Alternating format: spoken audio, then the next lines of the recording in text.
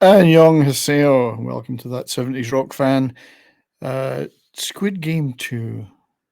So, did a recap of episodes 1 to 5 and my thoughts on that. And I actually did watch episodes 6 and 7 pretty quickly afterwards, but I've only been able to sit down now and actually talk about those two episodes and my thoughts overall on the season 2. Only managed to do that now. So let's start with episode 6 and 7 themselves. Episode 6 and both episodes action packed, you could say. It's turned into more of an action show than it perhaps is about the games. Episode 6 starting with the mingle game where the remaining contestants are on a rotating platform. There's a limited number of rooms circling them, and when the platform stops, a number is called, and they have to make little groups of that number and get in the rooms, of which there are not enough, in order to save themselves. Of course, immediately the groups that had been created in the previous game are blown apart because they were groups of 5 people. They've Human nature would be to retain those groupings, but of course that number isn't going to happen. So groups of numbers are called like 6, 3, whatever. So absolutely brutally pulling apart alliances that have been made, and there's lots of betrayals. The harsh reality of trust and betrayal is obviously shown because it's all about survival, of course. So that takes up a lot of the episode, and then, as has been the case with at the end of the other games, the vote is taken amongst the survivors. X and O. The O is wishing to stay in the game, the X is wishing to leave the game and end it. And the groupings there that are being created, the tensions between those two groups naturally have spilled over, and there is a brutal escalation of those two X's and O's against each other in a bathroom scene, a violent confrontation there. Again, human nature being these two groups can't see any way of resolving their views. And it looks like the X's are going to win out in these votes. Very cleverly, the game organizers, of course, make sure that even if the vote goes a certain way, that there is a gap so that those two groups can think about how to defeat the other group. So ends in episode 6 ends in the brawl in the bathroom there, and then episode 7, the final episode of what they're calling season 2, and I'll talk about that in a little bit. I mean, episode 6 was great. It's certainly tension filled. There is no doubt about it in the game itself, and there's not enough of necessarily the games. And I think this season, the way season 1, the games were each episode game. Obviously, they've split this season 2 and 3, so the games are drawn out a little bit more. That aspect of the show. So, about episode 7, there's a couple of shocking deaths.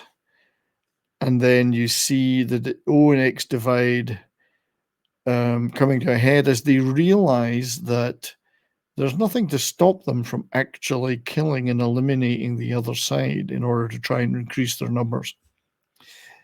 In the meantime, the Youngye's Gi-hun is focused on launching some kind of armed rebellion, in order to escape the room that they stay in and try and get to the control room to get to the front man and the people behind the game.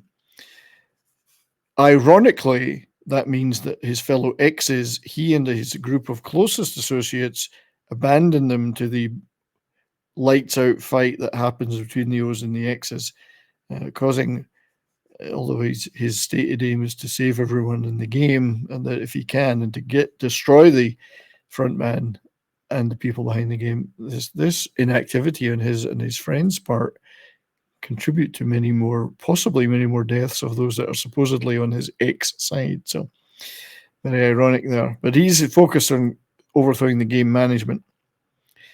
So the last episode, following that brawl, guards appear, and Ji-hoon and his friends overpower them and lead a rebellion, an armed rebellion, fighting their way out of the room and up the playground steps, the dollhouse steps, to try and get to the control room. And so a lot of the last episode is a large armed battle between these two groups.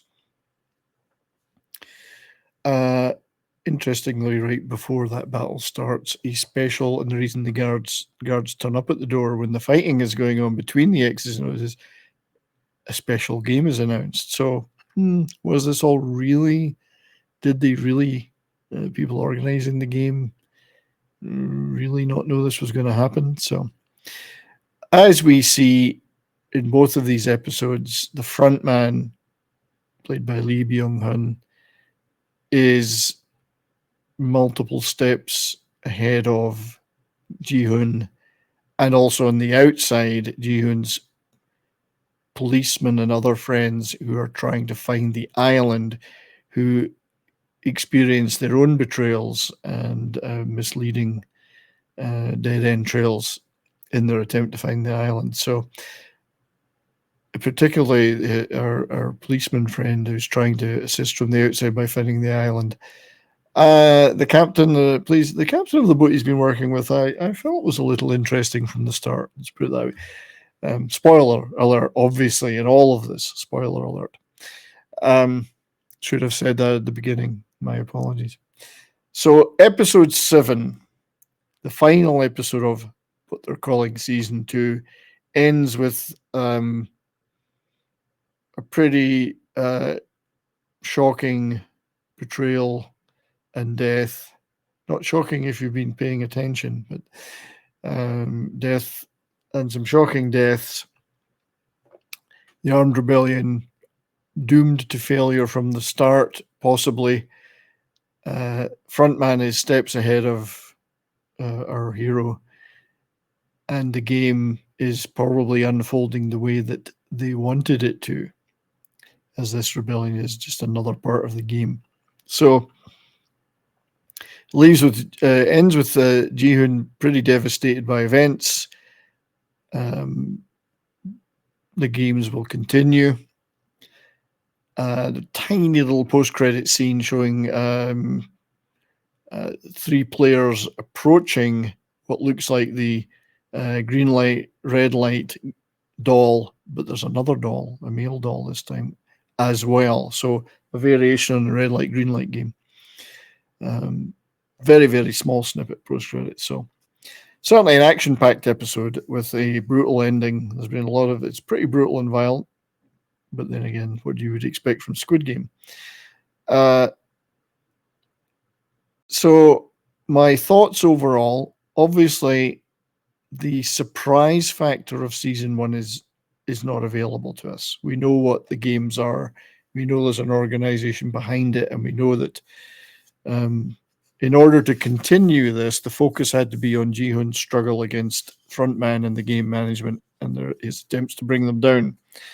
So is it as thrilling and exciting and tense and glorious as season 1? No, and I don't think we ever had a right to expect it to be, unless they were going to go some wild and wonderful direction.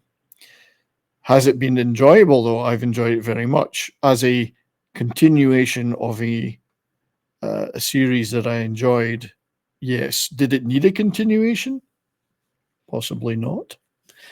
There's a case to be made that it didn't. However, given its success, it was inevitable. And I think the writer has done the best job that he can to make that continuation go forward, with much more focus on the attempts to bring down or find and bring down the game management than on necessarily the games themselves, which makes it a little less of a genre experience and more of an action experience in some ways. I absolutely do not like the season 2, season 3 split. Yes, they've ended season 2 at what could be seen, and the writer says, is an appropriate cutoff point. I think that not having it all as one will detract from the overall experience and will lose momentum from the experience. So I'm not a fan of that. I know lots of other shows, not only on Netflix and other places, do this now. Short season, break for a year, and we don't know when the release date for season 3 will be, but that break tends to lose a lot of momentum. And I think it's an artificial break. So I'm not a fan of that. If we were going to do it, this is just my personal view. I'd rather see the whole lot in one go. Characters, the game participants have not felt as engaging as season 1 to me. Not necessarily I'm not necessarily invested in their survival or otherwise as much as I was with some of the characters from season 1. Maybe we've not seen as much of some of season 2's game players as we might in season 3.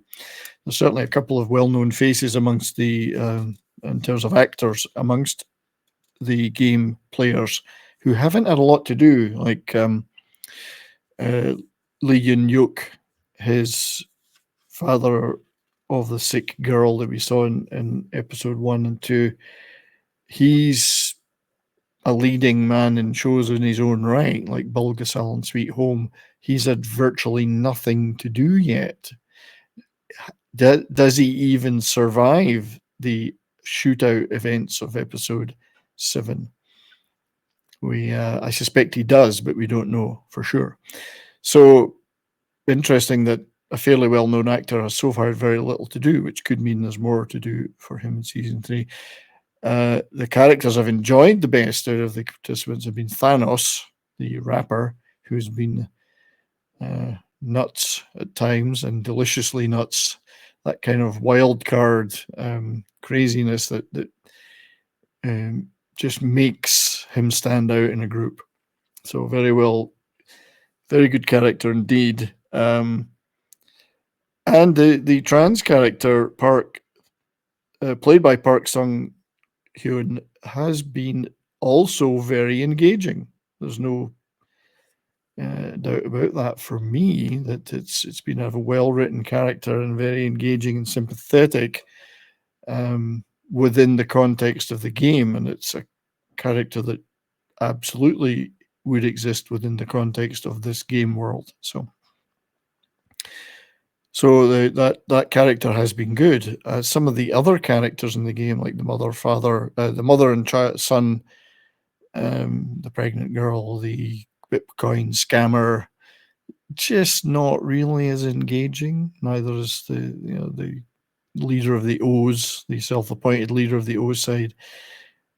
However, maybe there's more to come from these people.